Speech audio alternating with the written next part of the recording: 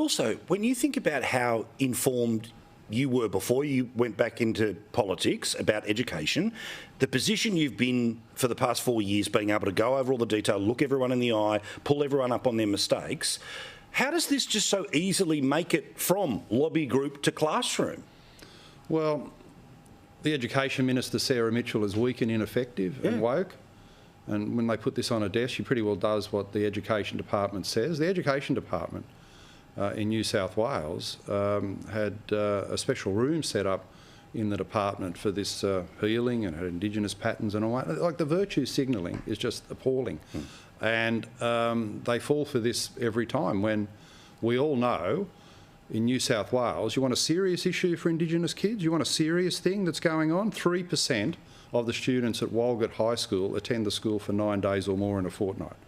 That 9 days or more is thought to be the threshold by which you can get a successful, viable education. Walgett High has only 3% of the students there for 9 days in a fortnight.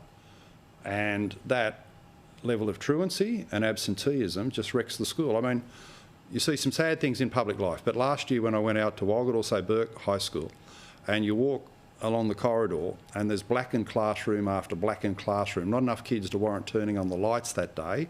School's supposed to have 150, maybe they had 20 or 30 there. You realise that the education system, for all its potential, I mean, you want to get out of poverty, whether you grow up in a public housing estate or places like Walgett, education is your ladder of opportunity, your way out. And if you're not at school, well, there's no hope. So, you know, that's the real issue in Indigenous education. Does Sarah Mitchell address that? Of course not. Does Georgina Harrison, the head of the Education Department, all their Indigenous patterns in their office in Parramatta? No. They cleanse and clear their conscience with this virtue signalling instead of addressing the real tragedies of why Indigenous kids in those places have got absolutely no hope in life. Obviously, in the middle of an election campaign, politicians say lots of silly things, but I've got to say, what about Dominic Perrottet today? Banks must pass on the interest rates to home savers and not pass them on to mortgage holders. He says that he just walks into Canberra and says, sure, we'll sign up to The Voice, doesn't talk to his cabinet about it. Was happy for the boss of Clubs New South Wales to get the biscuit for saying that he was making decisions with his Catholic gut, only to go on the ABC and say, yes, I made a decision with my Catholic gut. That's exactly what he'd done, yeah, so very strange. But look, Perrottet's a long way behind in this election. They've been a dreadful government. They've been in for 12 years when the failures in the school system, the fastest falling school academic results in the world, not just Australia, the world, the problems in the energy sector, where AEMO and internal government documents are forecasting blackouts, absolute destroyer of investment confidence, that we can't keep the lights on after the closure of Eraring in 2025. You know, these are huge problems that Perrottet hasn't gone within cooee of fixing. I asked Perrottet at the budget estimates about the forecast of blackouts post-2025, and he said he'd have to take some advice. I mean, this is urgent work, not just for 3 years from now, but for investor confidence and the viability of the New South Wales economy. I followed up with a question to say what was the advice, and he referred me to something Matt Keane had said. So Perrottet on the big issues goes missing, and he's now engaged in populist catch-up, desperately trying to salvage their electoral position, bash the clubs one day, bash the banks today. They'll be on to petrol Bowsers tomorrow, won't they? But also, it's that thing where, you know, all the lovies on Twitter and Channel 2 and the Sydney Morning Herald, and basically the Liberal Party strategy in New South Wales is, oh, don't do what the feds did, let's sort of teal the party, get a bit of love from the Herald and we'll be okay.